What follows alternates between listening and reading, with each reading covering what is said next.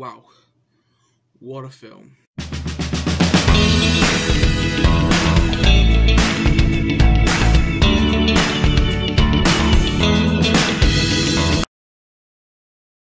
Hello there, it's King Knight, and welcome to my review of How to Train Your Dragon, which celebrates its release today. 10 years today it came out, this film.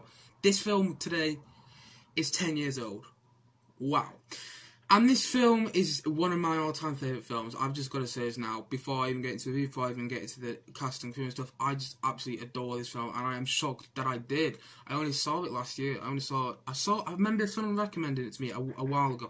I never really got around to seeing it, and I saw it on Netflix one day. It's not on Netflix anymore, by the way, but I saw it on Netflix one day, and I just thought, oh, I'll give it a go. And I was shocked by how good it was. It's even better than some Pixar movies. I love Pixar movies. I thought Onward was fantastic. But it's even better than films like Onward, which I had such admiration for.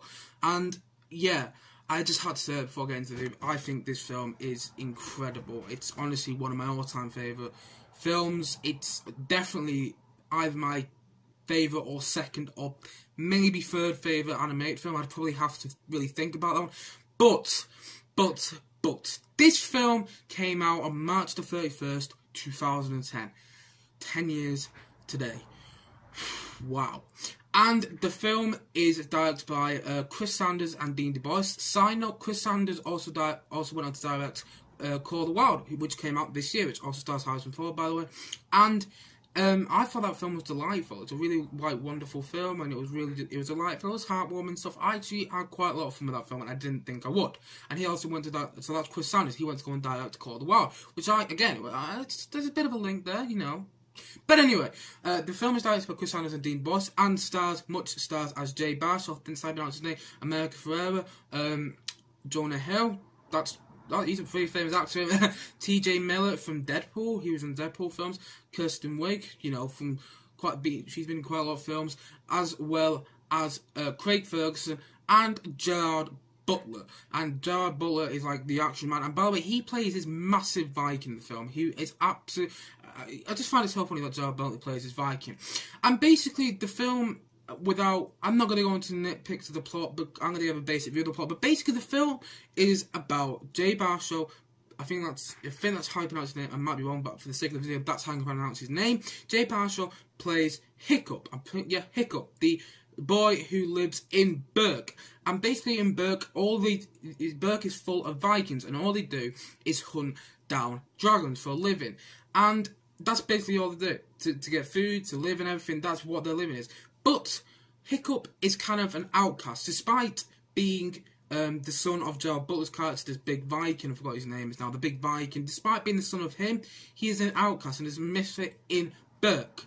However, when he starts to learn how to train dragons, and he comes across Toothless. As Hiccup's and Toothless' relationship grows stronger, all the people of Berk start to think that Hiccup can kill all these dragons or scare them off, but actually it's not the case. Actually, he's just done something different in them that no one else in Berk has realised yet. And Astrid starts to notice the main female character, well, essentially the lead female character in this film. She starts to know that there's something going on with Hiccup, and she doesn't know what, so she investigates. And shortly after, she finds out that he has this bond with Toothless and Night Fury, which is one of the bigger dragons in Berk. It's one of the dragons most talked about. It's one of the most rare dragons. And basically, long story short, those two form a strong bond, Astrid and Hiccup. And at the same time, Gerald Butler's character, I forgot his name and stuff, the big Viking, he's trying to find the dragon's nest, and it all comes together in quite a nice, cohesive way. I'm not going to go into anything more to do with the plot, but it all comes together in quite a nice, cohesive way.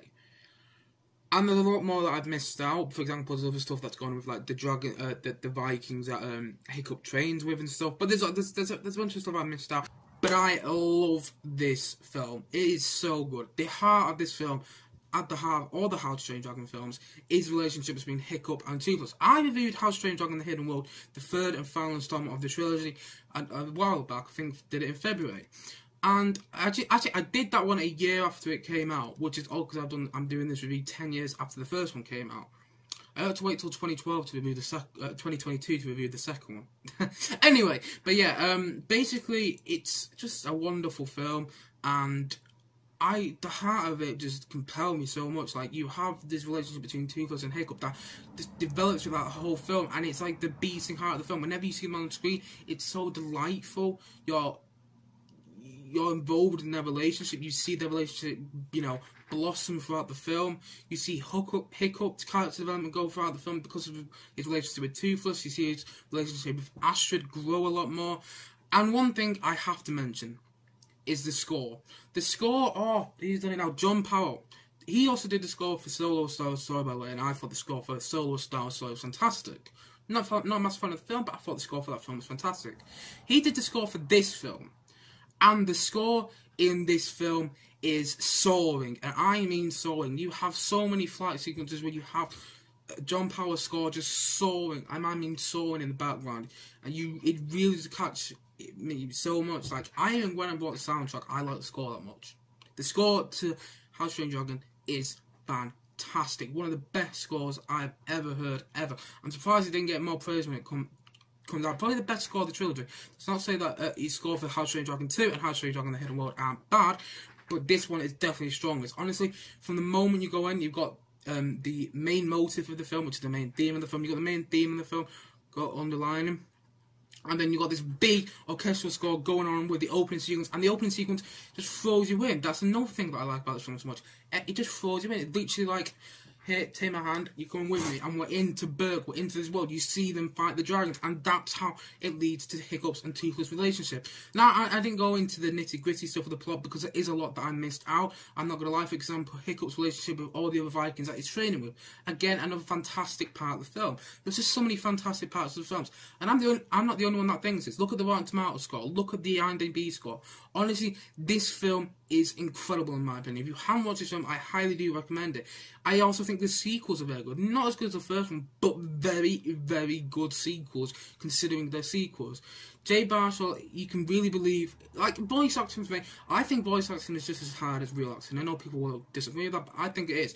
Because I don't think people realise how hard voice acting is actually. You go into booths and you'll be recording day after day after day for like months and months on end, and they'll be editing your voice, like editing, like, oh, try this again, try this again.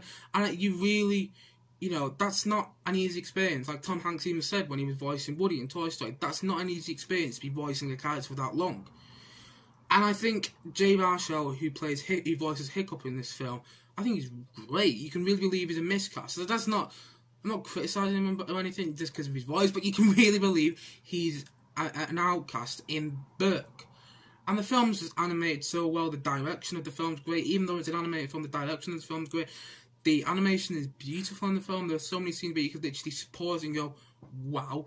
And I think everything's great in the film. And I think the thing that really gets me for all the How to Train Your Dragon films, no matter if I disagree with parts of it, like I disagree with parts of the second and the third one, if I disagree with parts, all in all, it comes down to the main part of the film, the heart of the film, the thing that keeps the film beating and keeps the film going is the relationship between Hiccup and Toothless, which is done so damn well. And honestly, this is one of my favourite films I have ever seen. It's probably my top 25, maybe top 20. I'd have to really think about that. I haven't really done a top 20 on this channel. Probably will do in the summer at some point. But anyway, I think How to Train Your Dragon is an absolutely delightful film. It's got so much heart.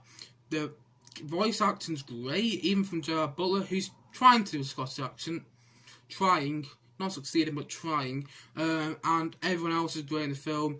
And it's such a delightful film. It's such a wonderful film. If you haven't watched it, what are you doing? It's so good. And the sequels are so good as well. It's honestly, I cannot recommend this film enough. It is up there with one of my favourite films. And I, personally, I'm going to give How to Train Your Dragon the first one. I'm going to give it a 9 out of 10 because this film captured my heart so much and it was a massive surprise because I never expected a film like How to Train Your Dragon, which I saw about 10 years ago. I thought, I'm never going to watch that. 9 years down the line, I finally got down to watching it. Wow. Honestly, I was like, at the end, I want to watch that again. I remember watching it in the morning before I went to college and I remember liking it that much. I watched it as soon as I go back from college as well. It's honestly such a good film. I know it's not on Netflix anymore, but I still highly recommend it. If you can get it on DVD, do. It is. I recommend it so much, and I think How to Train Your Dragon, the first film, is absolutely fantastic. Got so much heart, well animated, well directed, and the score for this film, the musical score, is soaring, and I mean soaring. The score for this film is honestly fantastic. So, all in all, I'm going to give How to Train Your Dragon, which I actually found quite emotional, by the way, when it first came out. I found it quite emotional, well, when I first got around to see it. But anyway, I'm going to give this film a solid, and I mean solid, 9 out of 10. I am so happy that I saw this film. It is up there, one of my favourite animated films. I even rate it higher than some of the Pixar films, and I rate some of those Pixar films really high. But anyway, all in all, How to Train Your Dragon, the first film, which came out in 2010, a year ago today, March 31st, 2010, I'm going to rate it a 9 out of 10.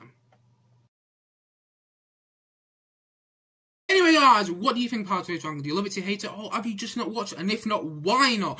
Comment below and let me know your thoughts in the comment section below. Seriously, why have you not watched this film? It is so delightful, and it's been on for 10 years now, so, you know, what are you waiting for? Anyway, guys, as always, thank you for watching. As always, like, subscribe, and as always, come back and check to see more. Anyway, guys, see you again soon, and bye for now. Bye! Click right here if you want to see more.